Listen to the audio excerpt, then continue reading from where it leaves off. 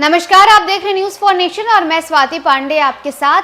देश में हुए लोकसभा चुनाव के बाद अब अगर कहीं सबकी निगाहें टिकी हुई हैं तो वो 2025 में होने वाले विधानसभा चुनाव पर है। बिहार में विधानसभा चुनाव 2025 में होने को है और इसे लेकर के इंडिया अलायंस और इंडिया अलायंस यानी इंडिया गठबंधन और एनडीए गठबंधन दोनों ही अपने अपने स्तर पर अभी से ही तैयारियों में लग चुके हैं।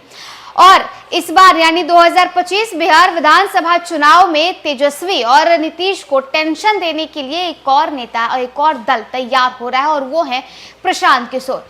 यूं तो प्रशांत किशोर बिहार के प्रसिद्ध चुनावी रणनीतिकार हैं, एक समय वो नीतीश के भी रणनीतिकार रह चुके हैं।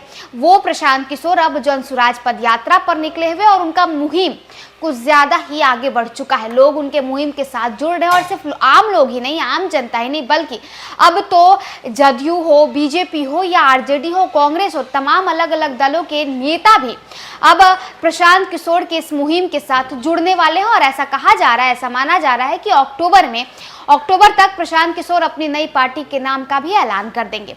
तो देखिए, 2025 में बिहार विधानसभा चुनाव है और इसे लेकर के प्रशांत किशोर ने अब एक नया बयान दे दिया। क्या बयान प्रशांत किशोर की तरफ से दिया गया है, जो कि नीतीश और साथ ही साथ लालू प्रसाद यादव और तेजस्वी यादव के लिए एक बड़ा टेंशन बन सकता है, आपको बताते हैं। बिहार में जातिगत राजनीति को लेकर जनसुराज के सूत्रधार प्रशांत किशोर ने बड़ा बयान दे दिया है। उनके बयान से एनडीए और इंडिया गठबंधन की टेंशन बढ़ सकती है। दरअसल गुरुवार को उन्होंने एक बयान जारी किया जिसमें प्रशांत किशोर ने कहा है कि देश में ऐसा कोई मुख्यमंत्री नहीं जिनके जाति के लोग राज्य में सबसे अधिक हो।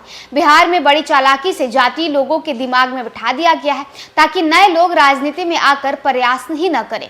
प्रशांत किशोर ने यह भी कहा कि देश में चुनाव में जाति की प्रमुखता है। मैं ये नहीं कहता हूं कि जाति राजनीति में हावी नहीं है, मगर जाति ही राजनीति को तय करती है, इस बात में पूरी सच्चाई नहीं है। उन्होंने आगे ये भी कहा कि बिहार के लोगों ने कभी सोचा कि नीतीश कुमार के जाति के लोग बिहार में कितनी संख्या में रहते हैं, लालू यादव की जाति के लोग कितने संख्या में बिहार में रहते हैं। पीके ने आगे ये भी कहा कि मैं आपको एक आंकड़ा देता हूं, जब भी आपको लगे कि हमारे जाति के लोग जब अधिक होंगे तभी हम राजनीति कर सकते हैं, तो इस बात में आपको एक जरा भी सच्चाई नहीं दिखेगी। प्रशांत किशोर ने साफ कहा है कि देश में अलग अलग राज्यों में जितने भी मुख्यमंत्री हैं उसमें कोई भी ऐसा मुख्यमंत्री नहीं है जिसकी जाति उस राज्य में सबसे ज्यादा हो। यह आपका हमारा भ्रम है कि हमारी जाति के अधिक लोग होने से ही हम राजनीति में आ सकते हैं। अंत में पीके ये भी कहते हैं कि अगर पीतल और सोना रख दिया जाए तो किसी भी जाति के लोग हो वो सोना ही उठाएंगे। जनसुराज इसी सोना को खोजने के लिए जिसमें समाज का भला हो।